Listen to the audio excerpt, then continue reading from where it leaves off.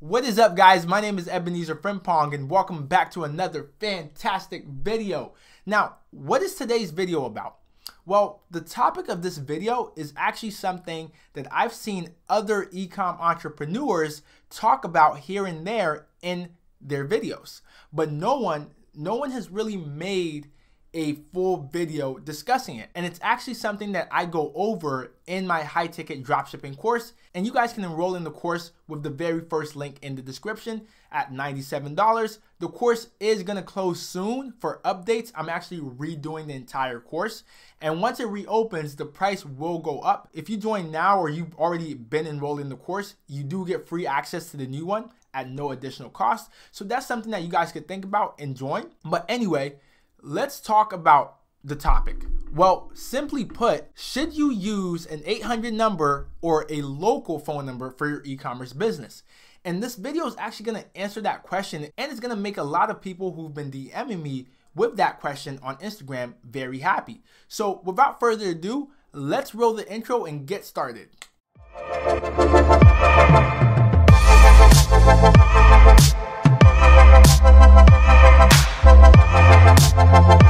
So let's actually talk about what an 800 number actually is. And to do that effectively, we're going to have to time travel back in time to maybe 10 years ago. So we're going to go to 2008. And for this entire video, I'm going to talk from a United States perspective. Back then, when you got a cell phone plan, there was no unlimited data, there was no unlimited calling or unlimited texting. Your cell phone carrier, whether that's T-Mobile, Verizon, Sprint, gave you a monthly cap. You had maybe 500 minutes that you could use every single month. So every time you called someone and you were on the phone for maybe 10 minutes, those 10 minutes got deducted from your monthly usage. So if you used up all 500 minutes in a week, guess what? You can't call anyone else. Here's where toll-free numbers come in. With a toll-free number, when you gave them a call, those minutes were not deducted from you. The owner of that 800 number pays for your minutes. Does that make sense? So even if you are out of your own 500 minutes for the month, you could still make a phone call to an 800 number, a toll-free number. There was no toll, there was no charge. You were not getting charged for it. So a lot of businesses used 800 numbers so customers could still reach them even if they were out of minutes, and customers will know, hey, it's okay to call them. It's not gonna affect my pockets. It's not gonna take minutes out of my monthly usage plan. So that's what essentially a toll-free number is. So now let's come back to 2018. Well, everyone has unlimited data, call, and texting. There's no more monthly caps on minutes. You can sit on the phone for hours and you're not gonna get a usage charge. So toll-free numbers are no longer that important. But since every 800 number was associated with businesses, that's why everyone in e-com automatically decides to use an 800 number. But here's the problem with that. In the US, most customers associate a 800 number with an outsourced customer service representative.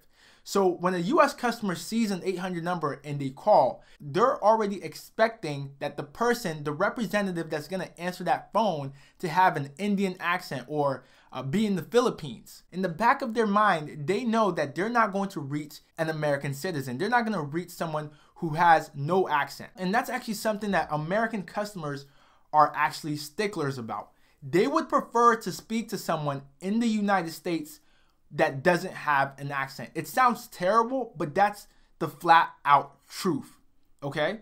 That's simply it. So now if someone sees an 800 number versus a local phone number, that 800 number subconsciously, they're like, oh, this company is outsourcing.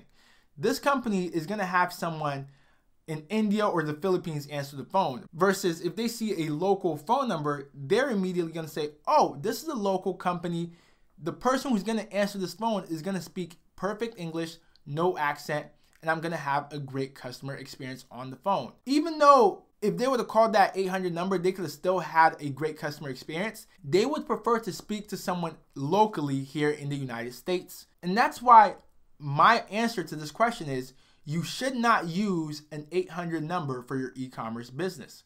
If you're selling to US customers, you should go with a local phone number. A few weeks ago, I was actually talking to one of my e-com buddies, and he was talking about how he called Google and he reached a representative. They had an Indian accent. They couldn't really understand him and he couldn't understand them. Now, that's not always the case. He would prefer to have a local phone number to reach Google.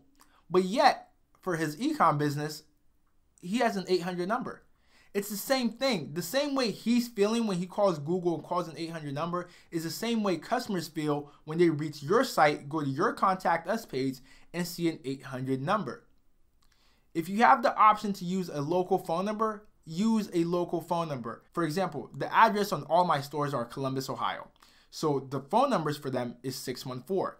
Whether the customer is in Columbus or in Arizona or anywhere else in the US, when they see Columbus and see that 614 area code, they automatically know if I call, I'm going to reach someone in the US that speaks perfect English.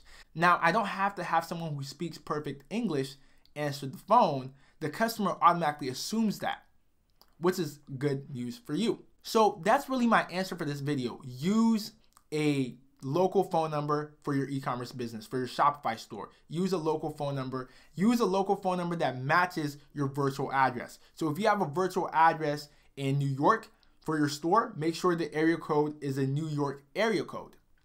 That is all for this video. Thanks for watching. Be sure to like, comment, share, and subscribe. And also be sure to check out my high-ticket dropshipping course. It will be closing soon. Current price is $97. When it reopens, the price will most likely go up to $397 or $497. So be sure to enroll before that happens because you will be grandfathered into the new course. That is all, and see you guys next time.